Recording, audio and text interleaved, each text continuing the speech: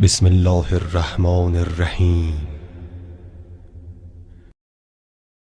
جنت ابدیت اور سکون کی جگہ ہے۔ جنت میں نہ تو موت ہے اور نہ ہی ضعیفی، نہ بیماری ہے اور نہ ہی مرض۔ یہاں نہ معذوری ہے، نہ دکھ، نہ غم، نہ پریشانی، نہ کسی شے کی حاجت اور نہ غربت۔ یہ خوشی اور عزت کی جگہ ہے۔ یہاں کے لوگ نہ تو اکتاہٹ محسوس کریں گے اور نہ تھکاوٹ۔ سورہ آل عمران آیت نمبر 163 کے مطابق جس طرح دوزخ میں مختلف دروازے اور درجات ہیں، اسی طرح جنت میں بھی مختلف دروازے اور درجات ہیں۔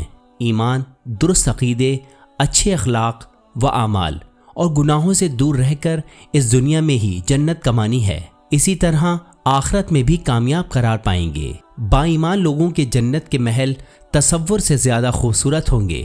جنت کی ہر شے اس قدر کلرفل اور خوبصورت ہوگی کہ جس کا تصور بھی محال ہے۔ ہمارے کانوں نے وہاں کی آوازیں نہ کبھی پہلے سنی ہوں گی اور نہ کھانے پینے کا اس طرح کا ذائقہ کبھی چکھا ہوگا۔ جہاں تک جنت کے لباس کی بات ہے تو قرآن کی سورہ حج کی آیت نمبر 23 میں ارشاد رب العزت ہے، بے شک اللہ صاحبان ایمان اور نیک عمل کرنے والوں کو ان جنتوں میں داخل کرتا ہے جن کے نیچے نہریں جاری ہوتی ہیں۔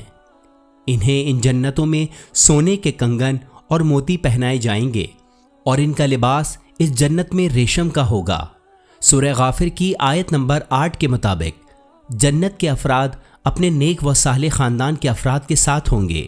جنت کا سب سے بڑا انعام اور خوشی وہ سکون اور وہ اطمینان ہے جو یہ جان کر ہوگی کہ اب ہمیں دوبارہ کبھی کوئی تکلیف اور درد نہیں ہوگا، نہ کبھی موت آئے گی، نہ بیماری میں مبتلا ہوں گے، نہ ذوف طاری ہوگا اور نہ ہی کبھی جنت سے نکالا جائے گا۔